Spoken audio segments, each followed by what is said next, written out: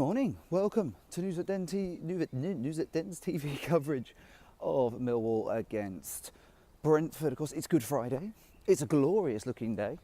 We're currently en route to the Den now. Millwall have the chance today to possibly put some big daylight between themselves and the bottom three. Of course, they're playing first, so they've got a big advantage in some ways.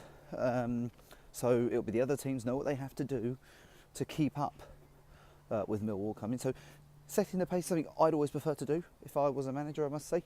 So here we go. It's Easter. It's a fantastic occasion. Easter, 2 games a short space of time. It can make or break a season. Obviously last season this was a point where Millwall were thinking, our chance of the playoffs could definitely happen here. What difference a year makes. Battling this time to retain championship status.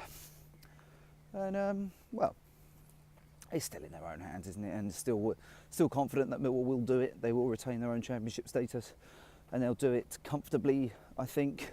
Starting today, big one today. A win today would hopefully, in theory, could put 5 points between themselves and the bottom three. Rotherham, of course, are away to Swansea today, which is a big one. Swansea, not much to play for, but Rotherham, of course, have everything to play for. They've got that fighting spirit. They showed it from coming 2-0 down against Stoke to get something. So they've got a lot of spirit, Rotherham, and that's a good trait to have when you're battling down at the bottom to stay up. Obviously, so we know Ipswich have gone. They went last week after 16 years in the Championship. They'll be playing League One next season. So there now is to avoid joining them. Bolton look like it's looking a bit doom and gloom for them. Defeat today will actually send them down.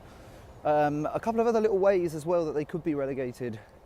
Other permutations regarding clubs winning games. Bolton can even win and still go down. I think if Wigan, Millwall win and Reading avoid defeat, I think that would still send Bolton down, even if they won. So pretty much that second spot is gone. So just see what happens. It's a lovely day. Hopefully it brings a lovely result. So time for my pre-match prediction. What do I think? Well, I think it all depends on how Brentford come out, whether they decide to actually come out and play, or whether they decide to sit back, tuck in, and try and nick something on the break. Brentford they play 4-3-3. I've looked at the couple of their last away games. Swansea and Reading both gave them a tough ride. So I think if you're looking at it, you're thinking this is really one that Millwall should be winning at home. Brentford have a poor away record. The Den, big fortress, and if there's a big crowd here today as well, you feel that it could offer something. It really could.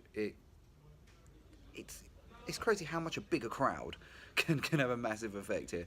And I actually think that will help Millwall, because with it being a bank holiday, I think there will be more people here than what there normally would be. So I'm confident. I'm going to go for a 2-0 Millwall win.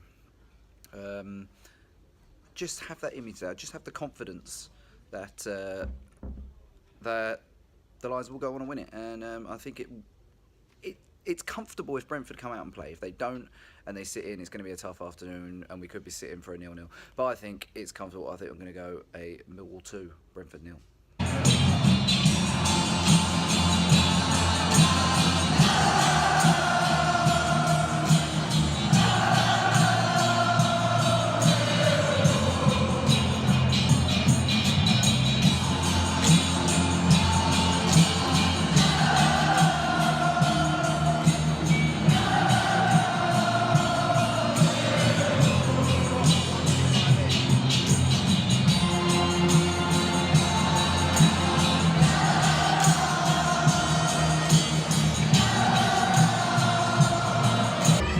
Full time here at the Den. It finishes Millwall 1, 10-man Brentford 1. You can't help but feel it is an opportunity missed for Millwall to move 5 points clear of the Championship's relegation places. They do, however, move a further point and 3 points clear ahead of the 3 o'clock kickoffs. Rotherham, of course, hosting. They're at Swansea today. Reading got a point at Bristol City, so you feel Is it a chance miss for Millwall? Possibly, but they head to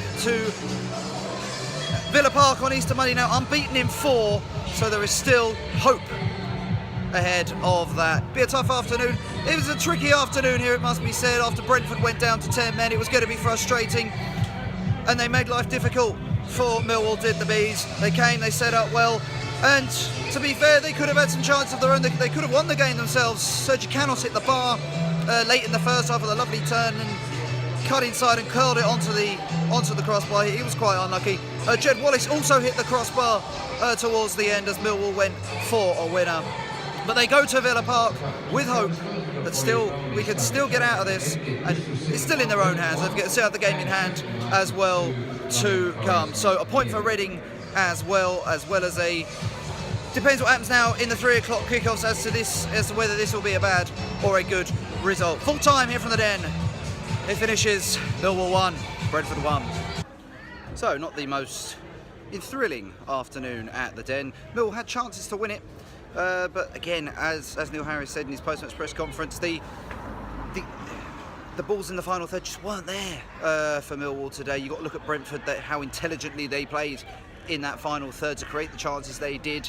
One for Neil Maupay and Ollie Watkins come to mind for me as chances that Brentford maybe will feel they should have done better with.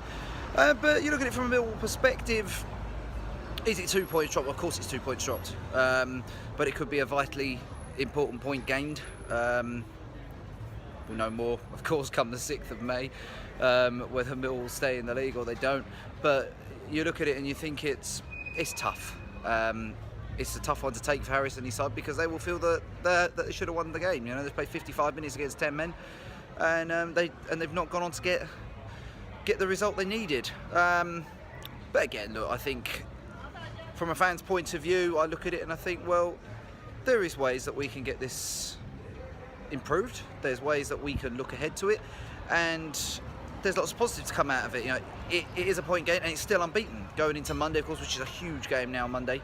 Against Aston Villa, who are flying high, and are 2-0 up at Bolton this afternoon. So it shows there's reasons to still be positive. It's still in Millwall's hands. It's still in their hands to say it, but of course they still have that game in hand as well. And Rotherham drawing as we speak, and I believe Wigan have just taken the lead at Elland Road. So it's hard to take, but as Harris said, there is plenty of room to be positive. There is still areas in which Millwall can look into it, and of course there's still many areas in which we will survive.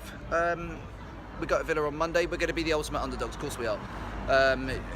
You have to look at Villa. You know, they've an incredible run. I think 8 or 9 wins in a row. So it's tough, but we'll go to it and we will be there, bringing you everything we can bring you, of course, from Villa Park on Monday. On Ben Thompson, obviously he went off injured, so we don't quite know the extent of that yet, and whether he'll be able to play a part of Villa Park. Hopefully he can, because he's been best player for Millwall by far over the last couple of months, and Harris even did allude to that in his press conference. So we go again. We head to Villa Park on Monday. See you there if you're going. Bye bye for now.